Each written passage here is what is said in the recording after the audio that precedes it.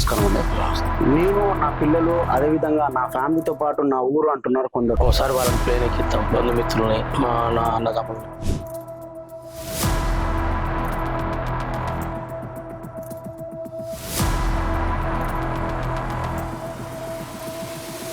Sir అంటే అసలు ఎందుకు ఇలాంటి థాట్ వచ్చింది, మీరు ఎందుకు ఇలా చేయాలని? 12 సంవత్సరాలు కూలి పని చేసిన.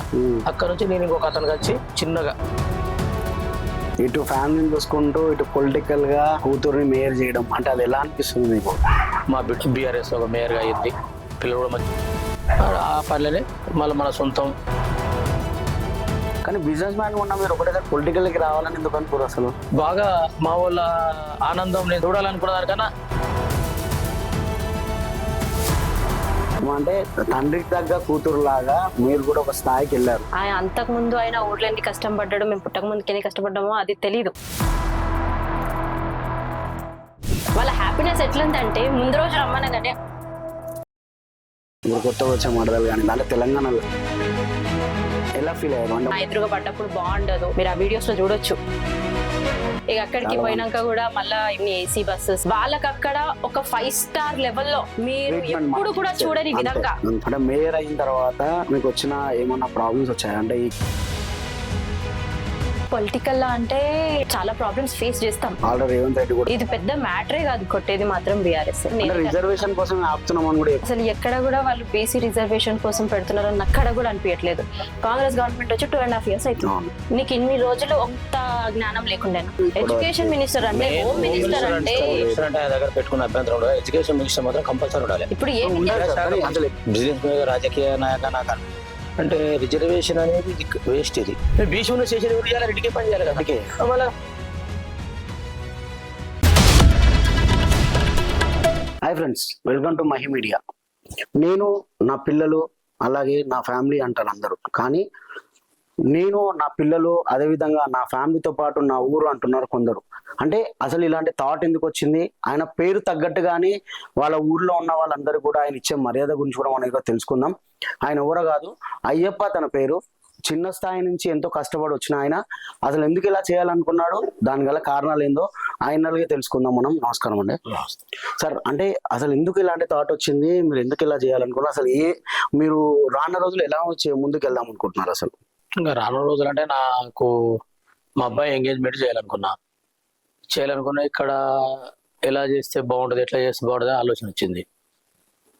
మా ఊరోళ్ళు ఎట్లా ఇక్కడ తీసుకురావాలి ఎంగేజ్మెంట్, అది తెచ్చేది ఏదో ఒకసారి వాళ్ళని ప్లేన్ ఎక్కిస్తాం, బంధుమిత్రుల్ని, నా అన్నదమ్ముల్ని అక్కడ వాళ్ళని ఎక్కిస్తామని ఎక్కడ పెడితే బాగుంటుంది అనుకున్నాం. తొలుత అనుకొని కాశ్మీర్ అనుకున్నాం, కుదరలేదు. లాస్ట్కు గోవా పోయి చెక్ చేస్తే గోవాలో మంచిగా అనిపించింది. మా వాళ్ళందరినీ ప్లేన్లో తీసుకుపోవాలనుకున్నా, వాళ్ళ ముఖంలో ఆనందం చూడాలనుకున్నా, చూసిన. ఓకే, అంటే ప్లానింగ్ అంతా కూడా ఎప్పటి చేసుకున్నారు? ఎవరైనా సహకరించారా? ఇలా ఎవరు సహకరించలేదు, నా పిల్లలు నేనే, నాకు ఇంకా ఎవరు సహకరించలేదు. ఓకే, ఎవరు చేయలేదు. కొందరు వ్యవసాయదారులు ఉంటారు, వాళ్ళు ఎప్పుడు ఎక్కరు, అన్నదమ్ములు. మనకు భగవంతుడు కష్టపడుతున్నాం కాబట్టి, ఇంత రూపాయి ఇచ్చిండు కాబట్టి నా కుటుంబాన్ని చూసుకోవాలి, నా బంధుమిత్రులు చూసుకోవాలి, ఒకసారి ఎక్కియాలి ప్లేన్ అని ఎక్కించిన అంతే. ఓకే, అంటే సార్ అంటే ఇంత మంచి ఐడియా మీకు రావడము, అంటే మీరు ఆల్రెడీ ఒకసారి రైతు బిడ్డగా మీరు ఈ ఊరికి రావడం, అంటే హైదరాబాద్కి రావడం, ఇవన్నీ చేశారు కదా. అంటే ఇవన్నిటి గురించి ఒకసారి మన మహి మీడియా ప్రేక్షకుల కోసం చెప్తారా? నేను మాకప్పుడు 84 టైంలో వ్యవసాయదారులు, గుడ్లనార్ వల్ల వ్యవసాయదారులు. మా నాయన మాకు ఉండే పొలం ఉన్నది, వ్యవసాయ కరెంట్ లేవు, నీళ్లు లేవు, అప్పుడు బోర్లు కష్టం ఉన్నది. అక్కడ నుంచి నేను హైదరాబాద్కి వచ్చేసిన కూలి పని చేసుకోవాలని. ఇక్కడ వచ్చి ఒక 12 సంవత్సరాలు కూలి పని చేసిన. అక్కడ చిన్న బిజినెస్, మా కాంట్రాక్టర్గా చిన్న సంటి ఇంత డబ్బా తీసుకొని అలా అలా అలా చేసుకుంటా, చిన్న ఎదుక్కుంటా నా పిల్లలు చదివించుకొని నా పిల్లలు చేతికి వచ్చిన తర్వాత ఇప్పుడు ఒక పొజిషన్లో ఉన్నాం, మంచిగా ఉన్నాం. మా బిడ్డ కూడా బీఆర్ఎస్లో ఒక మేయర్గా అయ్యింది. కష్టపడుకుంటూ వచ్చినాం, భగవంతుడు సహకరించిండు, మేము కూడా కష్టపడ్డాం, పిల్లలు కూడా మంచిగా చదువుకున్నారు. ఆ పనిలోనే మళ్ళీ మన సొంతం బిజినెస్ చేసుకొని, ల్యాండ్ కొనుక్కొని, ప్లాట్లు అలా చేసుకొని ఈ స్థాయికి వచ్చినాం. వచ్చినప్పుడు నా కుటుంబాన్ని ఎక్కడన్నా తీసుకుపోవాలి, నా బంధుమిత్రుల్ని అనుకొని మా పిల్లలతో ఆలోచించిన, ఇలా చేస్తే ఏం బాగుంటుంది కదా అని. అయితే బస్సులు పెట్టి తీసుకుపోదాం అన్నట్లు ఉన్నది కానీ నాకేమున్నది, బస్సులు పెడితే మళ్ళీ మామూలు అవుతుంది. హైదరాబాద్ ఊరు నుంచి వచ్చి హైదరాబాద్ చేసేది గోవా చేస్తున్నాం అంతే అనిపిస్తుంది. ఒకసారి ప్లేన్ ఎక్కియాలి వాళ్ళని, ఏ డిస్టర్బ్ లేకుండా ప్లేన్ ఎక్కియాలనుకున్నాం. ఆ థాట్తోన ప్లేన్ ఎక్కించి అక్కడ రిసార్ట్ బుక్ చేసుకొని వాళ్ళ ముఖాలు ఆనందం చూడాలనుకున్నా. చూసిన. ఎంతమంది పిల్లలు సార్ మీకు? పిల్లలు అంటే ఒక 2 అబ్బాయిలు 1 అమ్మాయి.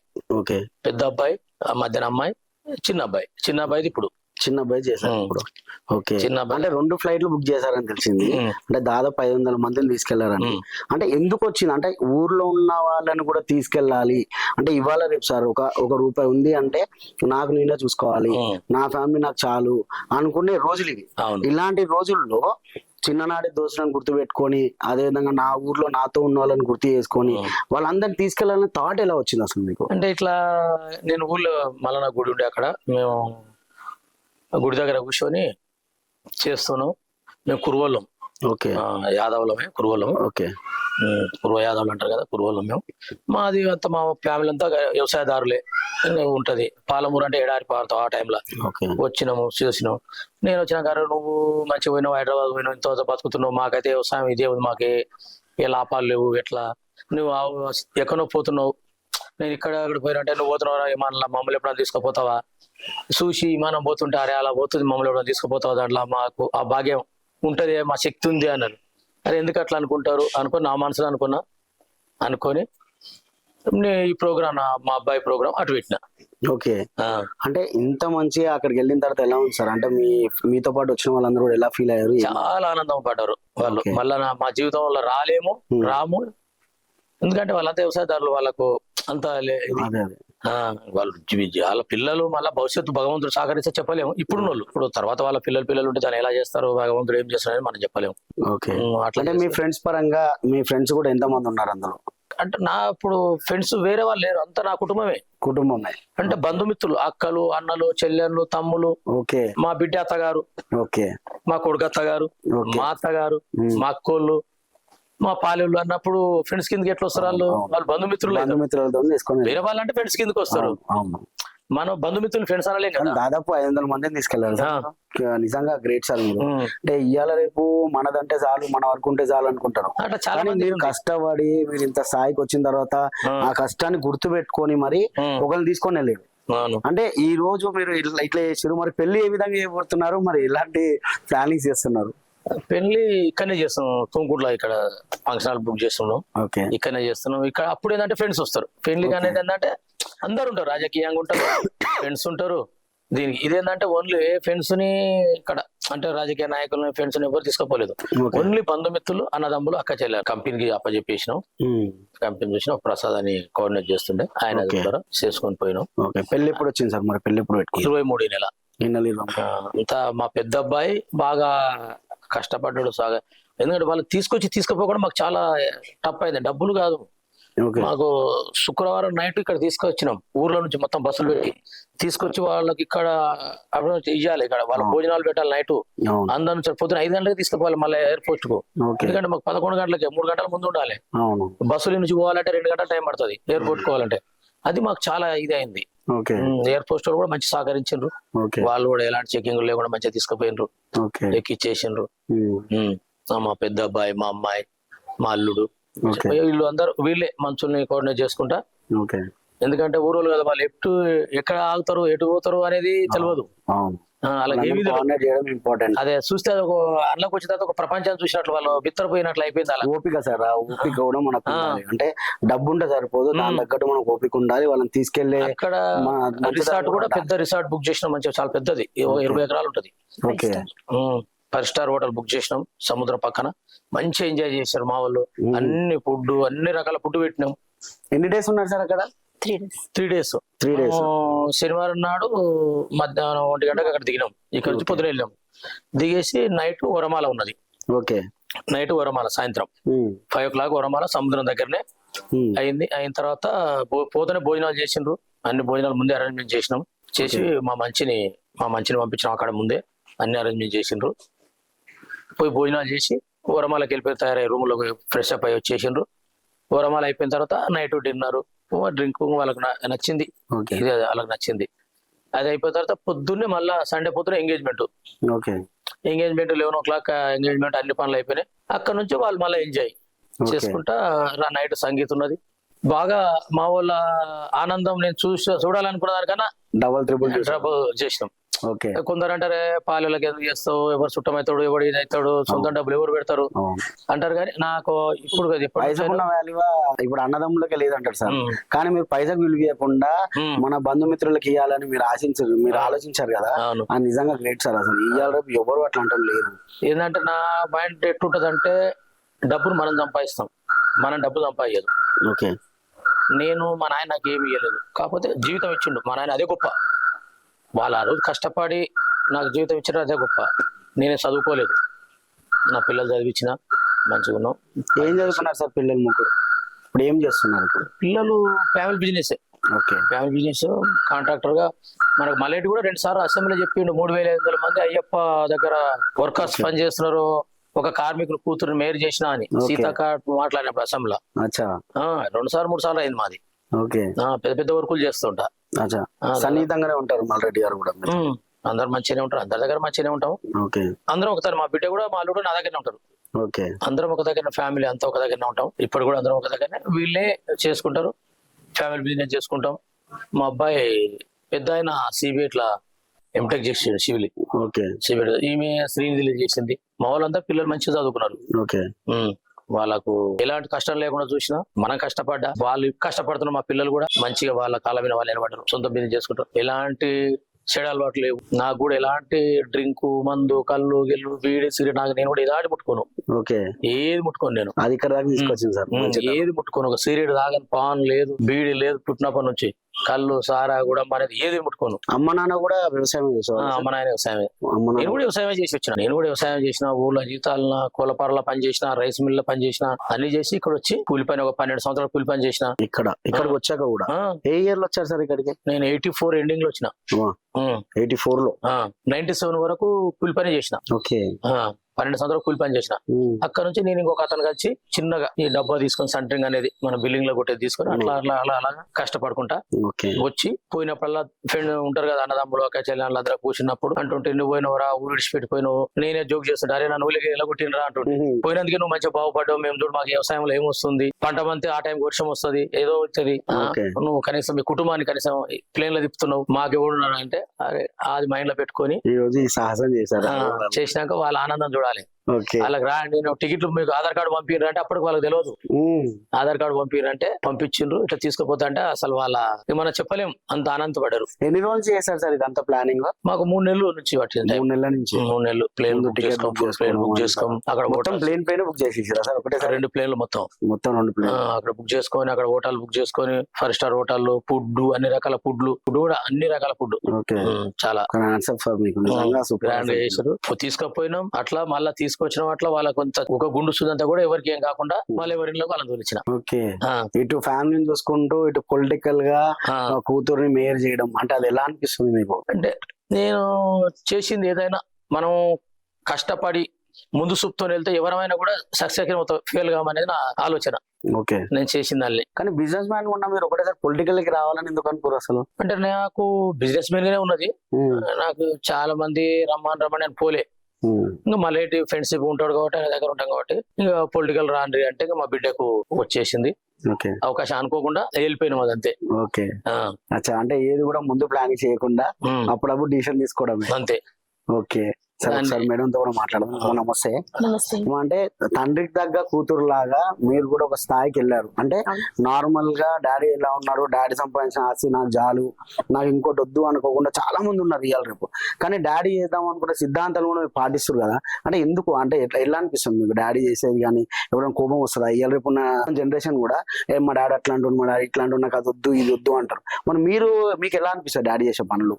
అంటే మేము చిన్నగా ఉన్నప్పటి నుంచి డాడీ కష్టం చూసినాం. ఆయన అంతకు ముందు ఆయన ఊర్లో ఎన్ని కష్టం పడ్డాడు, మేము పుట్టక ముందుకి ఎన్ని కష్టపడ్డామో అది తెలీదు. బట్ మేము పుట్టినప్పటి నుంచి కూడా ఆయన ఏ రోజు ఎర్లీ మార్నింగ్ 4 o'clock వెళ్ళిపోవడం, నైట్ 10-11 అయినా రాకపోవడము, ఎన్నో రోజులు చూసినాం. ఆయన పడ్డ కష్టం అంతా చూసినాం. అది కళ్ళతో చూసినాక మాకు ఎట్లా అనిపిస్తుంది అంటే, ఆయన ఏది చెప్పినా మాకు ఎదురు చెప్పడం అలవాటు లేదు. అది కాదు, ఏది చెప్పిండా అది చెప్పిండో అంటే ఇంకా దాన్ని ఫాలో అయిపోవాల్సిందే. దాన్ని ఎప్పుడు కూడా తప్పలేదు. అందరం క్రమశిక్షణతోటే ఆయన కింద పెరిగినాం. సో అదే మాకు అలవాటు. ఇంకా ఆయన ఏది చెప్పిండో ఆ డెసిషన్ తీసుకున్నాడంటే అందులో ఏదో ఒకటి ఉంటుంది. సో ఆ డెసిషన్ తీసుకున్నాడంటే కంపల్సరీ మనకి ఏదో ఒకటి ఉంటుంది కాబట్టి మనం చేయాలి అనే ఉద్దేశంతో ఆయననే ఫాలో అయిపోతుంటాం. ఓకే, అంటే ఇప్పుడు మడదలు కానీ, ఇప్పుడు కొత్తగా వచ్చే మడదలు కానీ, అంటే తెలంగాణ స్లాంగ్ లో Yeah. తమ్ముడు కానీ ఎలా ఫీల్ అయ్యారు? అంటే మనం చేసిన ఈ ట్రీట్మెంట్ ఏదైతే ఉందో, అంటే అది వచ్చిందని ఎలా అనుకున్నారు వాళ్ళు? ఎలా హ్యాపీ ఫీల్? ఇప్పుడు యాక్చువల్ గా తమ్ముడికి ఎలా ఉండే అంటే మేము అనుకున్నది ఫస్ట్ నుంచి అనుకున్నాము, తమ్ముడు ఎంగేజ్ పెళ్లి చేద్దాం అనుకున్నాం. పెళ్లి అనేసరికి మేము కుర్మోళ్ళం కాబట్టి మాకు మల్లన్న స్వామి ఉంటాడు, మాకు కళ్యాణం ఉంటది, అన్ని ఉంటాయి, మా సూర్యబోనం అవి ఇవి ఉంటాయి కాబట్టి పెళ్లి చెయ్యలేం గోవాలో. ఏదైనా చేద్దాము అనుకొని ఎంగేజ్మెంట్ అనుకున్నాం. Okay. ఎంగేజ్మెంట్ అనుకున్నాక మేమేమనుకున్నాం, ఓన్లీ ఫ్యామిలీ, అమ్మాయి ఫ్యామిలీ అబ్బాయి ఫ్యామిలీ వెళ్దామా లేకపోతే ఎట్లా అనే ఆలోచనతో ఉంటే డాడీకి అప్పుడు ఆలోచన వచ్చింది. ఎప్పటి నుంచో అనుకుంటున్నాం కదా అట్లా మా ఊరోళ్ళని మా పాలని అందరినీ తీసుకుపోదామని.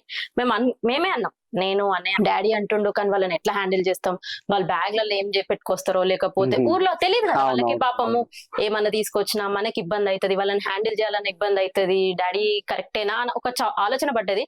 డాడీ ఏం కాదమ్మా వెళ్ళిపోతాం చేయగలుగుతాము అనేసరికి సరేగా ఆయన కాన్ఫిడెన్స్ ఉంది అన్నప్పుడు మనం కూడా చేసి చూపియాలి అనే ఉద్దేశంతో తీసుకెళ్ళిపోదామా. మేమేమనుకున్నాం, ఫస్ట్ 100-150 అనుకున్నాం. తర్వాత లేదు, ఉట్టి మన ఫ్యామిలీకి చెప్తే రేపు వాళ్ళు నా ఎదురుగా పడ్డప్పుడు బాగుండదు, నా వాళ్ళే అందరు నా వాళ్ళే, రేపు వాళ్ళు నాకు అవసరం వీళ్ళు నాకు అవసరం, అందరు నాకు మంచిగా ఉంటారు అని మళ్ళా ఓన్లీ ఫ్యామిలీ తోటి పాలోల నుంచి కులమైంది. అట్లా అందరు Okay. మొత్తం బంధుమిత్రులు అందరితో కలిసి మా ఫ్యామిలీ, మా అన్నయ్య ఫ్యామిలీ, మా వదిన ఫ్యామిలీ ఓకే, అందరం కలిసి పెద్ద ఎత్తున పోయినాం. పోయినాక కూడా వాళ్ళు ఫస్ట్ టైం ఎయిర్పోర్ట్ కి పోయినప్పుడు ఇక ఫ్లైట్ ఎక్కుతున్నాం అంటేనే వాళ్ళు ఎప్పుడైనా సరే, మనం ఎప్పుడైనా మీరు ఆలోచించండి, రిలేటివ్స్ ఎట్లుంటారంటే మనం 8 చెప్పినాం అనుకో 9:30-10 చేస్తారు. ఏదైనా రండి ఫంక్షన్ కి రమ్మంటే 8:30-9 చేస్తారు. వాళ్ళ హ్యాపీనెస్ ఎట్లుందంటే ముందు రోజు రమ్మనగానే ఆల్మోస్ట్ 4:30-5 o'clock కల్లా వచ్చేసారు. రేపు మనం ఫ్లైట్ ఎక్కుతున్నాం, మనం ఫ్లైట్ ఎక్కిస్తున్నాడు అయ్యన్న అంటారు ఊర్లో. మా అయ్యన్న ఫ్లైట్ ఎక్కిస్తున్నాడు మమ్మల్ని అని చెప్పేసి ముందు రోజు 5 o'clock వచ్చేసాడు.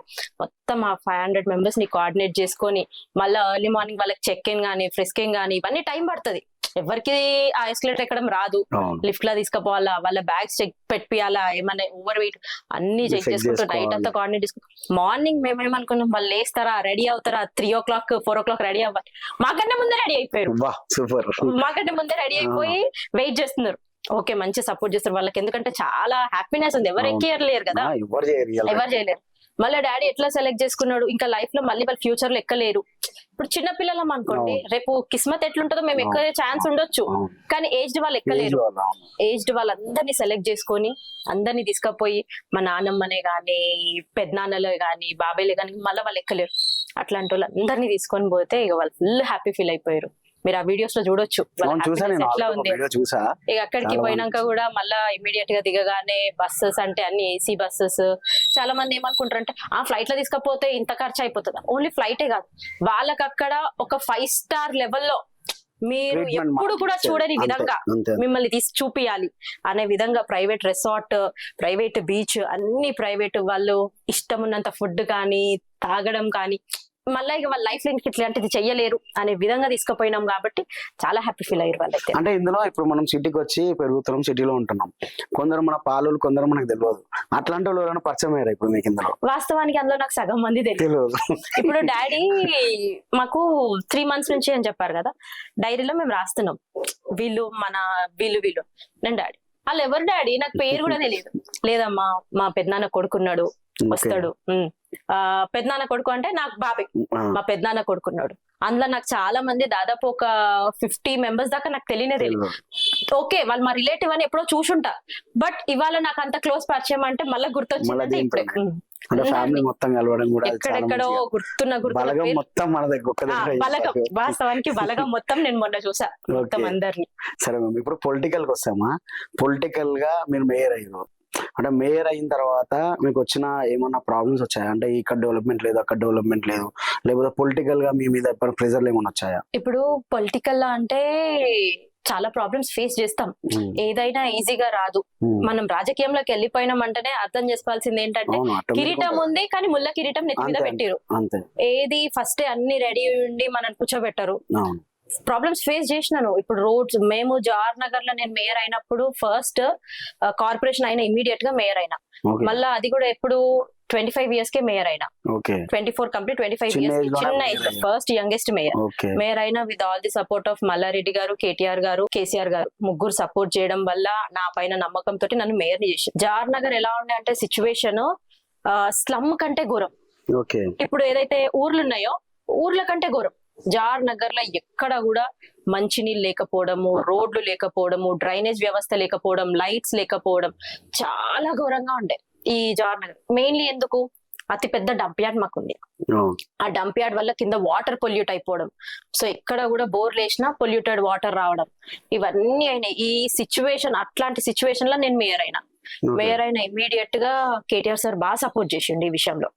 సార్ ఇట్లా అంటే ఆయనకు కూడా ఏముంది అంటే యంగ్స్టర్స్ ని రాజకీయంలోకి తీసుకొచ్చి డెవలప్ చేస్తే రేపు ఇంకా చాలా మంది యంగ్స్టర్స్ వస్తారు, వాళ్ళ కొత్త కొత్త ఐడియాస్ ని పెట్టుకొని వస్తారు అని చెప్పేసి బాగా సపోర్ట్ చేసి, మల్లారెడ్డి గారు కూడా బాగా సపోర్ట్ చేసి దాదాపు 380 crores జార్ నగర్ కి ఫండ్స్ కేటాయించారు. ఇప్పుడు ఏదైతే మీకు వచ్చేటప్పుడు డబుల్ డివైడర్ రోడ్డు గానీ ప్రతిదీ, వాటర్, రోడ్స్, డ్రైనేజ్, ఒక 65 to 70% జార్ నగర్ లో డెవలప్మెంట్ కనిపిస్తుంది ఇప్పుడు. ఓకే అంటే ఇప్పుడు డంప్ యార్డ్ బండ్ల కూడా మన దాంట్లోకి వస్తుంది, జవహర్ నగరే వస్తుంది.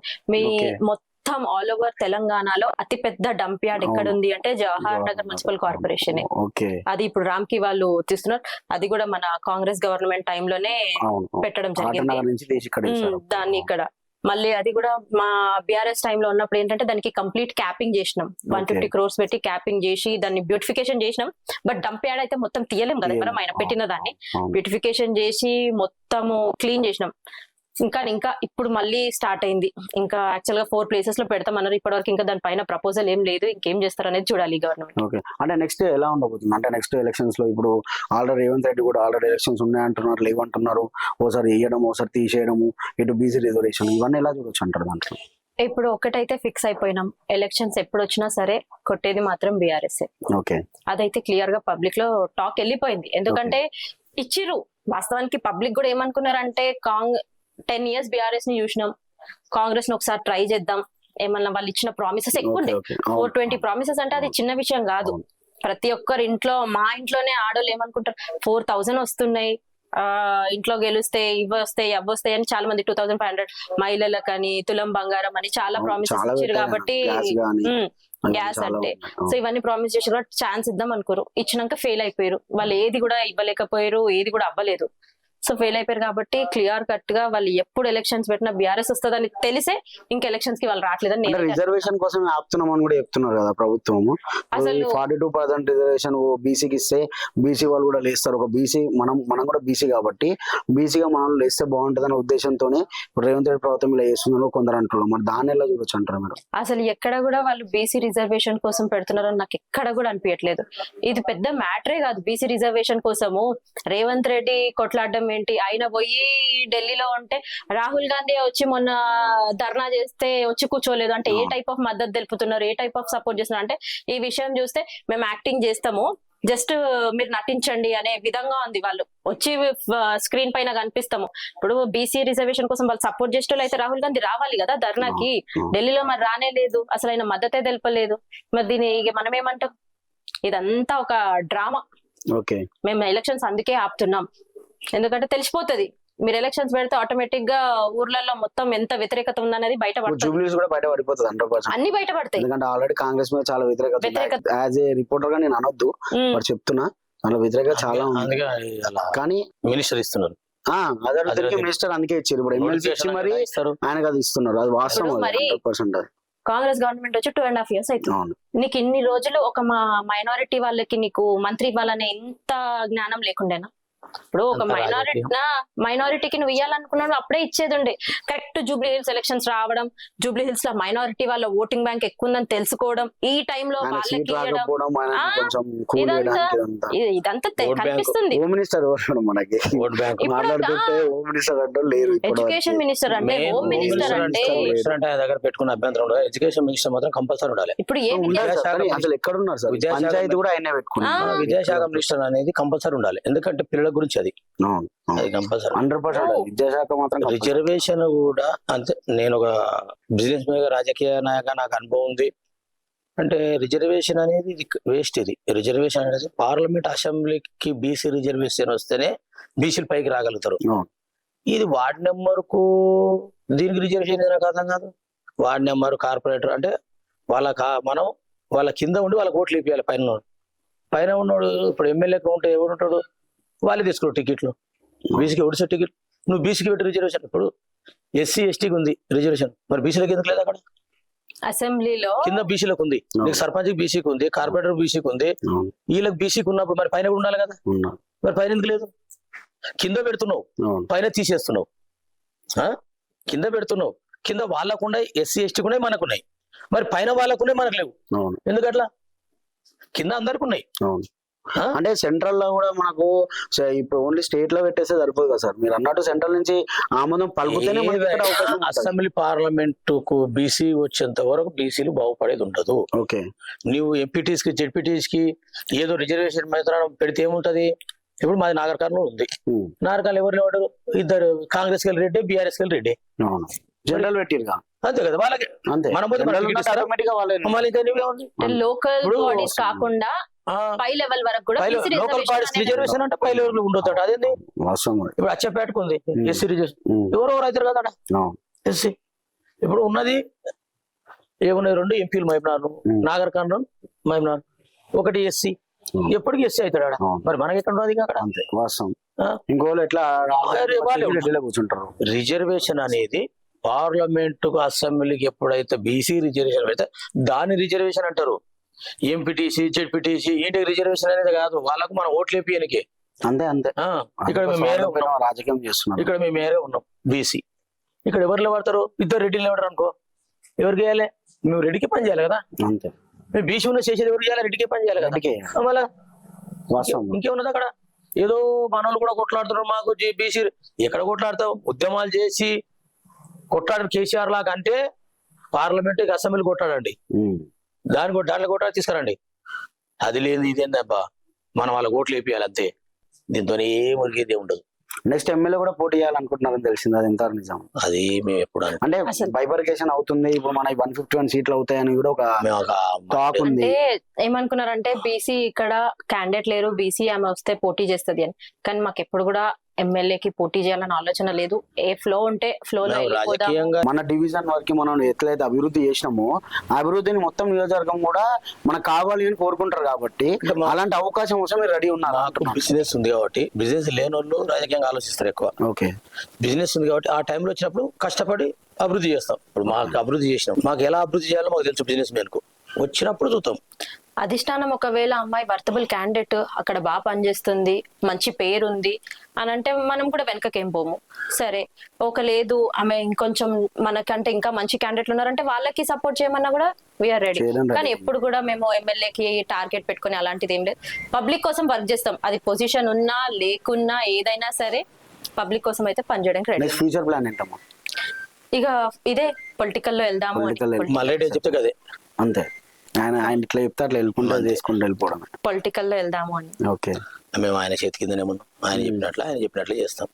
సార్ చివరిగా ఒక క్వశ్చన్ అంటే మీరు కష్టపడి ఇక్కడ దాకా వచ్చారు అంటే ఈ కష్టాన్ని మా ఏజ్ వాళ్ళు అంటే ఇక్కడ ఉన్న మా ముగ్గురులో మీరు చాలా సీనియర్, మా డాడీ ఏజ్ కాబట్టి చెప్తున్నాను. ఇట్లా కష్టపడి వచ్చారు కాబట్టి ఇప్పుడున్న యువతకి ఏమని చెప్పంటే ఏం చెప్తారు సార్ మీరు? ఇప్పుడు యువత కంటే ఎట్లుందంటే, నేను చదువుకున్నా, నేను ఆ పని చెయ్యను, నాకు ఉద్యోగం కావాలంటే కాదు. అదొక్కటి మైండ్లో లేకుండా వెళ్ళిపోతే మంచి బాగుపడతాడు. ఎప్పుడైతే నేను చదివినా అంటే అది కాదు. చదివినా నువ్వు ఇంట్లో కూర్చుంటే రాదు. నా గవర్నమెంటే ఉద్యోగం చేయాలా లేకపోతే ప్రైవేట్ ఉద్యోగం అది కాదు. ఏదైనా చేయండి, సొంతం చేసుకోండి, నీ బ్రెయిన్ పని చెప్పు.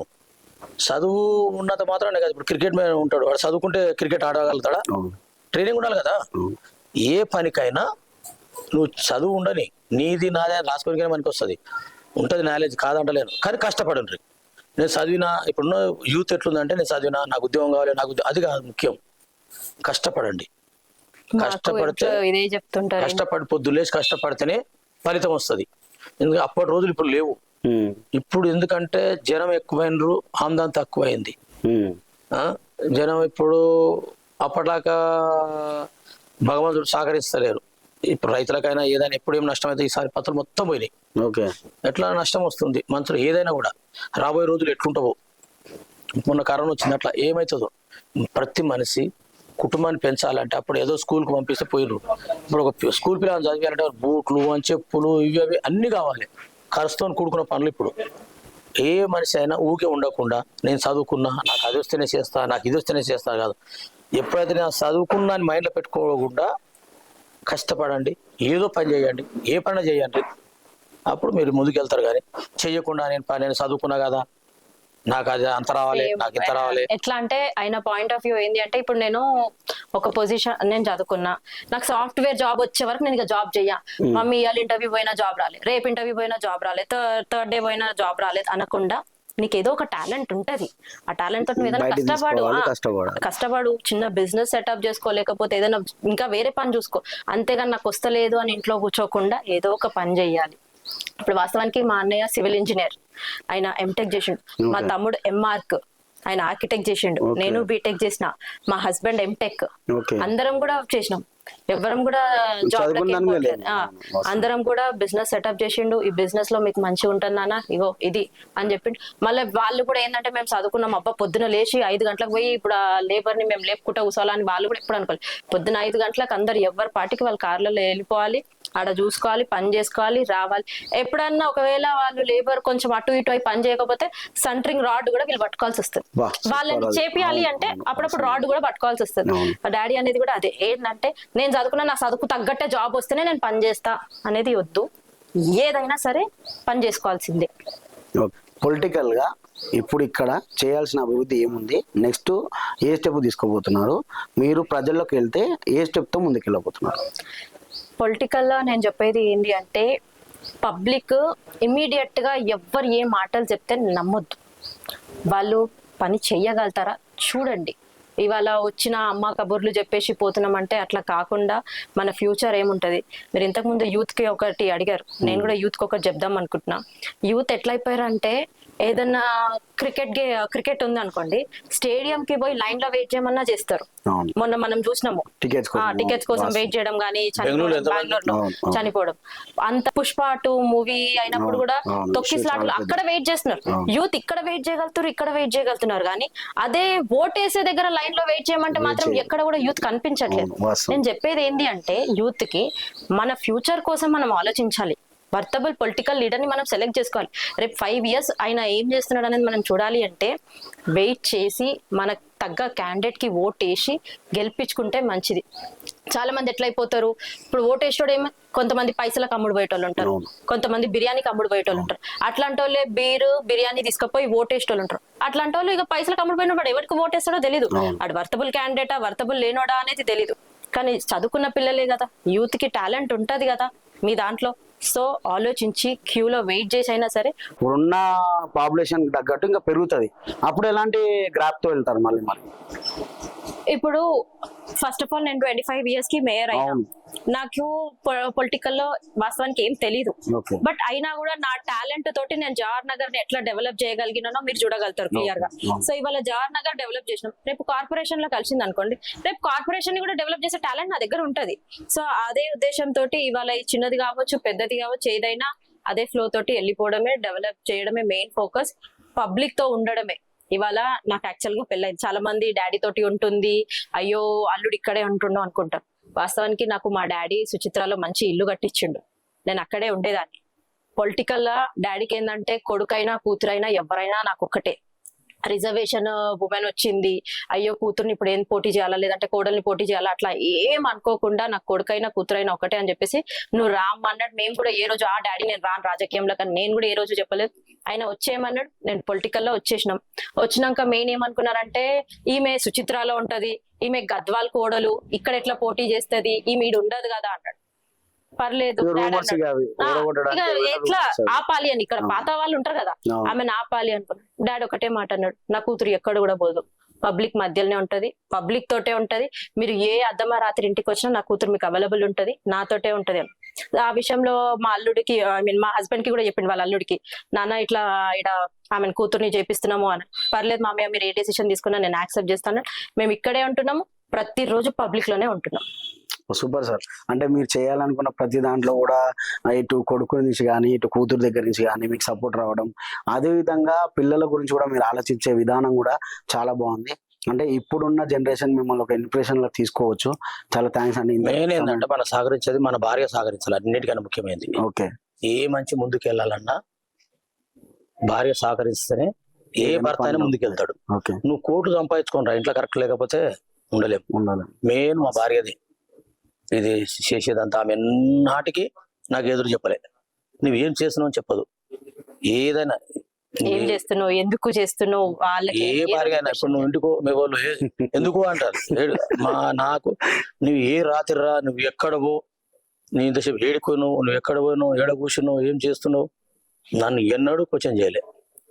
ఇస్తుంటే ఇప్పుడు గుళ్ళకి ఇస్తా, ఎన్నో ఇస్తా, చాలా మందికి ఇస్తా. మా ఊరికి కూడా ఇప్పుడు కాదు, 15 సంవత్సరాల కిందనే బెంచీలు చేసి ఇక్కడ డీసీఎం నింపి పంపించాను మా స్కూల్ కు. బెంచీలు మొత్తం పిల్లలు కింద కూర్చుంటుంటే 10 ఏళ్ల క్రితమే, 10 ఏళ్ల కిందనే మా ఊరు స్కూల్ కు మొత్తం బెంచీలు లేకపోతే గవర్నమెంట్ స్కూల్ కు కింద పిల్లలు కూర్చుంటే మంచిగా బుక్కులు పెట్టుకుని కూర్చోనికే, బుక్కులు పెట్టి చదవడానికి. కార్పొరేట్ స్కూల్ ఎట్లుంటుందో అట్లా చేసి పంపించిన. ఈ సేవా కార్యక్రమాలు ఎందుకు చేయాలనిపిస్తుంది సార్ అసలు మీకు? ఇక భగవంతుడు మనకి ఇస్తున్నాడు, అవతల లేదు, చేస్తే ఏమైంది. ఓకే. అది నేను గుళ్ళ కూడా చేస్తా, మధ్యలో చేస్తా, చర్చిలో అన్నిటి చేస్తా. ఎందుకంటే దేవుడు మనల్ని సృష్టించిండు. ఇప్పుడు నువ్వు ఇల్లు కట్టుకోవాలంటే నీ దగ్గర ఒక స్లాబ్ వేస్తుంటే పైసలు లేవనుకో, 10,000 అడుగుతావు. దేవుడు అడగడు కదా, దేవుడు మళ్ళీ సృష్టించిండు, మనం కట్టియాలి.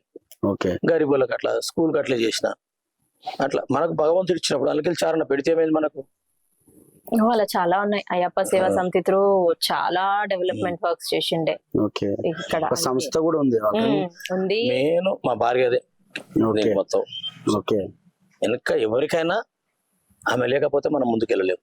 పేషెన్స్, ఆమెకి చాలా పేషెన్స్. ఏదున్నా ఇంట్లో అప్పుడున్న అమ్మలకు అందరికి ఉంటుంది. 20 మంది వచ్చిర్రు సడన్ గా వంట చేయంటే అబ్బా ఇప్పుడు ఏడ ఉండాలా అని ఏ టైంలో ఉంటది ఎప్పుడైనా సరే. థ్యాంక్స్ సార్, థ్యాంక్స్ సార్, మీరు సపోర్ట్ చేసినందుకు. Thank you. ఇది ఈ రోజు ఇంటర్వ్యూ. మళ్ళీ ఇంకో ఇంటర్వ్యూతో మళ్ళీ కలుద్దాం. Thank you. నమస్కారం అండి. నేను, నా పిల్లలు, అదే విధంగా నా ఫ్యామిలీతో పాటు నా ఊరు అంటున్నారు కొందరు. ఒకసారి వాళ్ళని ప్లేన్ ఎక్కిస్తాం, బంధుమిత్రులని, మా నా అన్నదమ్ములు.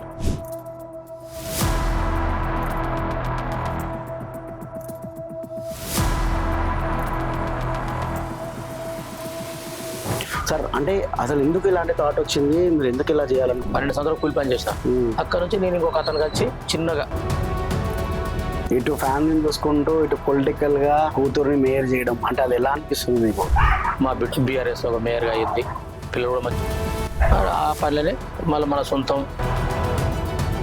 కానీ బిజినెస్ మ్యాన్ ఉన్న మీరు ఒకటేసారి పొలిటికల్కి రావాలని ఎందుకు అనుకోరు అసలు? బాగా మా వాళ్ళ ఆనందం నేను చూడాలనుకున్న దానికన్నా